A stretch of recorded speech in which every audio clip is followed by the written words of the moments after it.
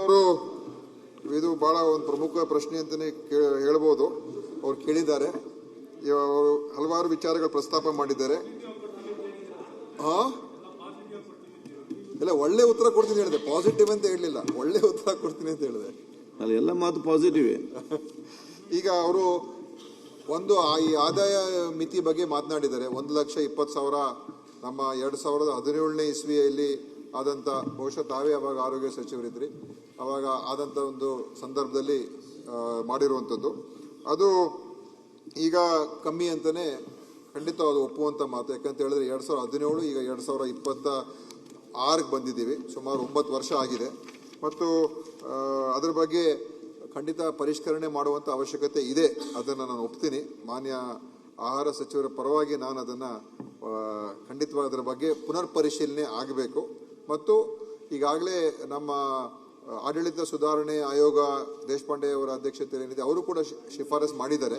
ಇದನ್ನ 2.5 ಲಕ್ಷಕ್ಕೆ ನೀವು ತಗೊಂಡು ಹೋಗ್ಬೇಕು ಅಂತ ಹೇಳಿದ್ದಾರೆ. ಅವರು 3 ಲಕ್ಷಕ್ಕೆ ತಗೊಂಡೋಗಿ ಅಂತ ಹೇಳಿದ್ದಾರೆ.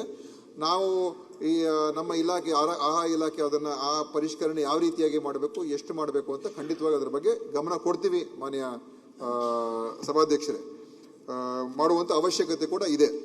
ಎರಡನೇ ತಾವು ಹೇಳಿರುವಂತದ್ದು ಏನಂತ ಹೇಳಿದ್ರೆ, ಸುರೇಶ್ ಸರ್ ಒಂದೇ ಇಲ್ಲ, ಇದು ಬರೀ ಬೆಂಗಳೂರು ಅಷ್ಟೇ ಅಲ್ಲ, ಇಲ್ಲ ಇಡೀ ರಾಜ್ಯದ್ದು ಒಂದೇನಾಗಿದೆ, 1,20,000 ಆದಾಯ ಮಿತಿನ ಇವರು ಒಳಪಡಿಸಿ ರಾಜ್ಯಕ್ಕೆ ಅದು ಅಲ್ಲ, 1,20,000 ಮೇಲ್ಪಟ್ಟು ಯಾರ್ದಾರು ಕೂಡ ಅಕೌಂಟ್ ಅಲ್ಲಿ ಟ್ರಾನ್ಸಾಕ್ಷನ್ ಆದ್ರೆ ಅವರು BPL ಕಾರ್ಡ್ ನ ರಿಜೆಕ್ಟ್ ಮಾಡ್ತಾ ಇದ್ದಾರೆ.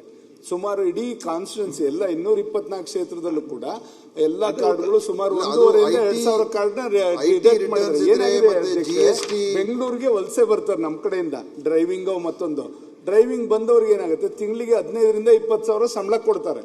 ಕೊಟ್ಟಾಗ ಏನಾಗ್ತದೆ, ಅವನದು ಆದಾಯ ಮಿತಿ 1,20,000 ಮೀರ್ತದೆ. ಅಲ್ಲಿ ಅವ್ರ ಅಜ್ಜಿ ಅವ್ರ ತಂದೆ ತಾಯಿ ಅಲ್ಲಿ ಅವ್ರು ಕೂಲಿ ಮಾಡ್ಕೊಂಡು ಜೀವನ ಮಾಡ್ತಾ ಇರ್ತಾರೆ. ಅವ್ರಿಗೆ BPL ಕಾರ್ಡ್ ನಾವು ಕೊಡಕ್ ಆಗ್ತಾ ಇಲ್ಲ. ಇಲ್ಲಿ ಅವ್ನು ಬಂದು ಟ್ಯಾಕ್ಸಿನೋ ಮತ್ತೊಂದು ಆದಾಯ ಮಿತಿ ಮೀರ್ತಾ ಇದೆ. ಮತ್ತೆ ಇದು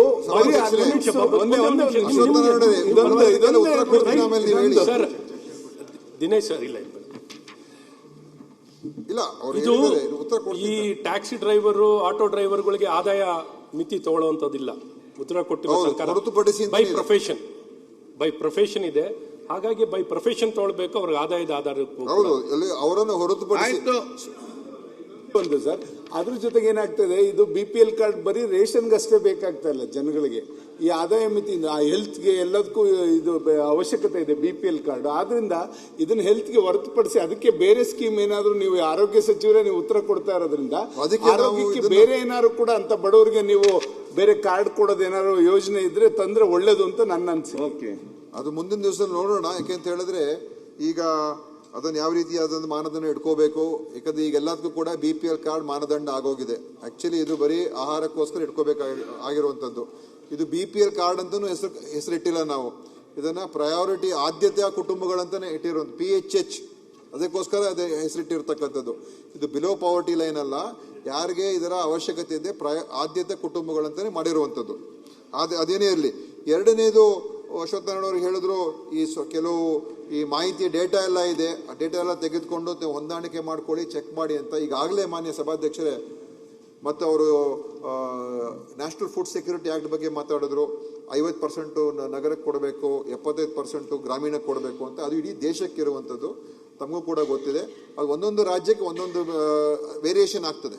ಆ ರಾಜ್ಯದ ಬೆಳವಣಿಗೆ ಅಭಿವೃದ್ಧಿ ಎಲ್ಲ ನೋಡಿಕೊಂಡು ಕೆಲವು ಕಡೆ 40% ನಗರಕ್ಕೆ ಇರ್ಬೋದು, ಕೆಲವು ಕಡೆ 85% ಗ್ರಾಮೀಣಕ್ಕೂ ಕೂಡ ಇರ್ಬೋದು. ಸೊ ನಮ್ದು ಸ್ವಲ್ಪ 50% ಇಂತ ಕಮ್ಮಿ ಆಗ್ತದೆ ನಮ್ದು ಕರ್ನಾಟಕ. ಒಂದ್ ನಿಮಿಷ. ಈಗ ಸೆಂಟ್ರಲ್ ಇದ್ರ ಪ್ರಕಾರನೇ ನಮ್ಗೆ ಕೊಡ್ತಾ ಇರುವಂತದ್ದು ಏನು, ಸೆಂಟ್ರಲ್ ಅವರು ತೀರ್ಮಾನ ಮಾಡಿದ ಕೇಂದ್ರ ಸರ್ಕಾರ 1,09,00,000 ಕುಟುಂಬಗಳಿಗೆ ಕೊಡಬೇಕು ಅಂತ ಮಾಡಿದ್ದಾರೆ. ನಾವು ಆಕ್ಚುಲಿ ರಾಜ್ಯದಲ್ಲಿ ಅದಕ್ಕಿಂತ ಇನ್ನೂ 15,80,000 ಹೆಚ್ಚು ಹೋಗಿದ್ದೀವಿ. ಆಯ್ತಾ, ಎಲ್ಲೆಲ್ಲಿ ಕೊಡೋಕೆ ಸಾಧ್ಯ ಆಗಿದೆ. ಕೆಲವು ಕಡೆ ಎಲ್ಲ ಗ್ರಾಮೀಣ ಪ್ರದೇಶಗಳಲ್ಲಿ 90% ರೇಷನ್ ಕಾರ್ಡ್ಗಳಾಗಿದೆ, 95% ಆಗಿದೆ. ನಗರದಲ್ಲಿ ಸ್ವಲ್ಪ ಕಮ್ಮಿ ಇದೆ. ಯಾಕಂದ್ರೆ ನಗರದಲ್ಲಿ ವೀಕರ್ ಸೆಕ್ಷನ್ಸ್ ಸ್ಲಮ್ಗಳಲ್ಲಿ ಅಲ್ಲಿರುವಂತವ್ರಿಗೆ ಜಾಸ್ತಿ ಇರ್ತದೆ. ಮತ್ತು ಈ ಆದಾಯ ಮಿತಿ 1,20,000 ಇರೋದ್ರಿಂದ ಅದು ಖಂಡಿತವಾಗಿ ಅದನ್ನು ಕೂಡ ಒಂದು ಇರ್ಬೋದು. ಅದೇನೇ ಇರಲಿ, ಈಗಾಗಲೇ ನಾವು 1,24,00,000 ನಾವು ಜನಸಂಖ್ಯೆಗೆ ಕೊಡ್ತಾ ಇದ್ದೀವಿ. ಸೊ ಅದರಿಂದ ಇದನ್ನ ಇನ್ನೂ ಹೆಚ್ಚು ಕೊಡಬೇಕು ಅಂತ ಹೇಳಿದ್ರೆ ಅದಕ್ಕೂ ಮಾನದಂಡ ಬೇಕಲ್ಲ. ಹೆಚ್ಚು ಮಾಡೋದಕ್ಕೆ ಕೆಲವು ಕಡೆ ಕಡಿತನೂ ಆಗಬೇಕು, ದುರುಪಯೋಗನೂ ಆಗ್ತಾ ಇದೆ. ಯಾರಿಗೆ ಅರ್ಹತೆ ಇಲ್ಲ ಅವರೆಲ್ಲ ಕಾರ್ಡ್ಗಳು ತಗೊಂಡಿದ್ದಾರೆ. ಯಾಕಂದ್ರೆ ಈ ಕಾರ್ಡ್ಗೆ ಬೇರೆದಕ್ಕೆಲ್ಲ ಸಿಗುತ್ತೆ ಅಂತೇಳಿ ಈ ಕಾರ್ಡ್ ಮೇಲೆ ಡಿಮಾಂಡು. ನಮಗೆ ಮೆಡಿಕಲ್ಗೆ ಬೇಕು, ಬೇರೆದಕ್ಕೆ ಬೇಕು ಅಂತೇಳಿ ಈ ಕಾರ್ಡ್ಗೆ ಡಿಮಾಂಡ್. ಆರೋಗ್ಯಕ್ಕೆ ಬೇಕಾಗಿಲ್ಲ ಅವ್ರಿಗೆ, ಅಂದ್ರೆ ಅವರ ಈ ರೇಷನ್ ಬೇಕಾಗಿಲ್ಲ, ಬೇರೆದಕ್ಕೆ ಬೇಕು ಅಂತ ತಗೊಳ್ತಾರೆ. ಸೊ ಅದೊಂದು ಕಡೆ ಇದೆ ಮಾನ್ಯ ಸಭಾಧ್ಯಕ್ಷರೇ. ಆಮೇಲೆ ಏನಂತ ಹೇಳಿದ್ರೆ ಅವರು ಅದನ್ನವ್ರು ಕೂಡ ನಾನು ಉತ್ತರ ಕೊಟ್ಟಿದ್ದೇನೆ. ಮತ್ತು ಗೋಪಾಲಿ ಅವರು ಕೂಡ ಹೇಳಿದ್ರು ಏನಂತ ಹೇಳಿದ್ರೆ, ಮತ್ತು ಅವರು ಹೇಳಿದ್ರು ಈ ತರ ಎಲ್ಲ card as per the date as per the applications. Because ಇದು ನಾವು ಕೊಡೋದಿಲ್ಲ, ಯಾರು ಅರ್ಜಿ ಹಾಕ್ತಾರೆ ಅವರು ಕೊಡ್ತೀವಿ. ನಾವು ಹುಡ್ಕೊಂಡು ಹೋಗ್ಬಿಟ್ಟು ಮನೆಗೆ ಹೋಗಿ ಕಾರ್ಡ್ ಅಂತ ಹೇಳೋದಿಲ್ಲ. ಅರ್ಜಿದಾರರು ಯಾರಿದ್ದಾರೆ ಅರ್ಜಿ ಹಾಕಿದ್ಮೇಲೆ ನಾನು ನಿಮ್ಮ ಹತ್ರ ಆರ್ಗ್ಯೂ ಈಗ ಬಹಳ ವರ್ಷ ಸರ್, ನಾನು ನಿಮ್ಮ ಹತ್ರ ಆರ್ಗ್ಯೂ ಮಾಡ್ತಿಲ್ಲ ಸರ್. ಸ್ಪೆಸಿಫಿಕ್ ಆಗಿ ನಾವು ಸ್ಪೆಸಿಫಿಕ್ ಆಗಿ ನಗರಕ್ಕೆ ಇಷ್ಟು ಪರ್ಸೆಂಟೇಜ್ ಕೊಡಬೇಕು ಅಂತ ಇಲ್ಲ, ಇಷ್ಟೇ ಕೊಡಬೇಕು ಅಂತ ಫಿಕ್ಸ್ ರೂಲ್ ಇಲ್ಲ. ಆಯ್ತಾ? ಫುಡ್ ಸೆಕ್ಯೂರಿಟಿ ಆಕ್ಟ್ ಪ್ರಕಾರ ನೀವಿಲ್ಲ ಅಂದ್ರೆ ನಾನು ಕೂತ್ಕೊಳ್ತೀನಿ. ಕಾನೂನಲ್ಲಿ ಇಲ್ಲ ಅಂದ್ರೆ ನಾನು ನಿಮ್ನೇನು ತಿರ್ಗಾ ಪ್ರಶ್ನೆ ಮಾಡಕ್ ಹೋಗಲ್ಲ ಸರ್. ಇಲ್ಲ, ನಾನು ಹೇಳ್ತಾ ಇದ್ದೀನಿ ಕೇಳಿ ಒಂದು ನಿಮಿಷ. ನನಗೆ ಬಹಳ ಸ್ಪಷ್ಟವಾಗಿ ಕಾನೂನಲ್ಲಿ ಇದೆ ಸರ್. ನಾವು ಕಾನೂನು ಬಿಟ್ಟು ಏನು ಕೇಳ್ತಿಲ್ಲ ಸರ್.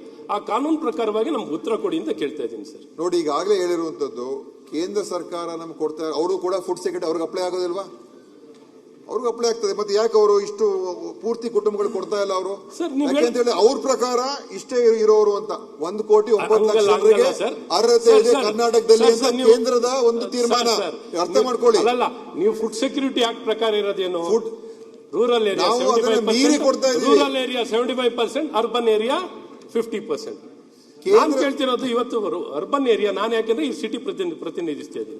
ಸಿಟಿಗಳಲ್ಲಿ ನಾವು ಇಲ್ಲಿ ಪ್ರತಿನಿಧಿಸ್ತಿರುವಂತ ಭಾಗಕ್ಕೆ ನ್ಯಾಯ ಕೊಡಿಸೋದು ನನ್ನ ಕರ್ತವ್ಯ ಸರ್.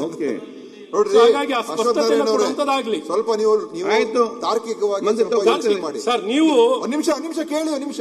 ಫುಡ್ ಸೆಕ್ಯೂರಿಟಿ ಆಕ್ಟ್ ಮಾಡಿರೋರು ಯಾರು? ಕೇಂದ್ರ ಸರ್ಕಾರ. ಕೇಂದ್ರ ಸರ್ಕಾರದ ಪ್ರಕಾರ ಕರ್ನಾಟಕಕ್ಕೆ 1,09,00,000 ಕೊಡಬೇಕು. ಆಯ್ತಾ? ನೀವು 40%, 50%, ಅದೇನೇ ಲೆಕ್ಕ ಇರಲಿ, ಒಂದು ನಿಮಿಷ ಕೇಳಿ, ಅಷ್ಟು ಕೊಡಬೇಕು ಅಂತ ಹೇಳಿದ್ದಾರೆ. ನಾವು ಇನ್ನು ಅದಕ್ಕಿಂತ ಹೆಚ್ಚು ಕೊಟ್ರೆ ನ್ಯಾಯ ಕೊಡಬೇಕು ಹೊತ್ತು ನಿಮ್ ಕೇಂದ್ರದಿಂದ ಏನು ನಮಗೆ ಸಹಾಯ ಸಿಗೋದಿಲ್ಲ. ಪೂರ್ತಿ ಖರ್ಚು ನಮ್ಮ ಮೇಲೆ ಬೀಳ್ತದೆ. ಆಯ್ತಾ? ಸೊ ನಾವು ಆಲ್ರೆಡಿ ಎಕ್ಸೆಸ್ ಹೋಗಿದ್ದೀವಿ. ಈಗ ಹೆಂಗೆ ಅಂತ ಹೇಳಿದ್ರೆ, ಈಗ ಆಯುಷ್ಮಾನ್ ಭಾರತ್ 75% ಕರ್ನಾಟಕ ಕಟ್ತಾ ಇರೋದು. ಹೆಸರು ಮಾತ್ರ ಆಯುಷ್ಮಾನ್ ಭಾರತ್. 25% ಆಯುಷ್ಮಾನ್ ಭಾರತ್ ಯೋಜನೆಯಲ್ಲಿ ಕೇಂದ್ರ ಸರ್ಕಾರದ ದುಡ್ಡು ಬರ್ತಾ ಇರೋದು ರಾಜ್ಯಕ್ಕೆ. 75% ನಾವು ಕಟ್. ಸೊ ಅದಕ್ಕೋಸ್ಕರ ನಾವು ಈಗಾಗಲೇ ಮೀರಿದ್ದೇವೆ. ಫುಡ್ ಸೆಕ್ಯೂರಿಟಿ ಆಕ್ಟ್ ವೈಲೇಟ್ ಆಗಿದ್ರೆ ಕೇಂದ್ರದವರೇ ಮಾಡಿರೋರು ವೈಲೇಟ್ ಮಾಡ್ತಾ ಇದ್ದೀರಾ. ನೀವು ಯಾಕೆ ವೈಲೇಟ್ ಮಾಡ್ತಾ ಉತ್ತರ ಕೊಟ್ಟಿದ್ರಿ. ನಿರ್ಭೀತ, ನಿಷ್ಪಕ್ಷಪಾತ, ವಿಶ್ವಾಸಾರ್ಹ ಸುದ್ದಿಗಳಿಗೆ ಮತ್ತೊಂದು ಹೆಸರಾಗಿರುವ ನ್ಯೂಸ್ 18 ಕನ್ನಡ ಈಗ ಆಪ್ನಲ್ಲೂ ಲಭ್ಯವಿದೆ. ದಯವಿಟ್ಟು ಇಲ್ಲಿರುವ QR ಕೋಡ್ ಅನ್ನು ಸ್ಕ್ಯಾನ್ ಮಾಡಿಕೊಂಡು ಆಪ್ ಡೌನ್ಲೋಡ್ ಮಾಡೋದಕ್ಕೆ ಮರಿಬೇಡಿ. ನಿಮ್ಮ ಬೆಂಬಲ ಹೀಗೆ ಸದಾ ನಮ್ಮೊಂದಿಗಿರಲಿ. ಧನ್ಯವಾದ.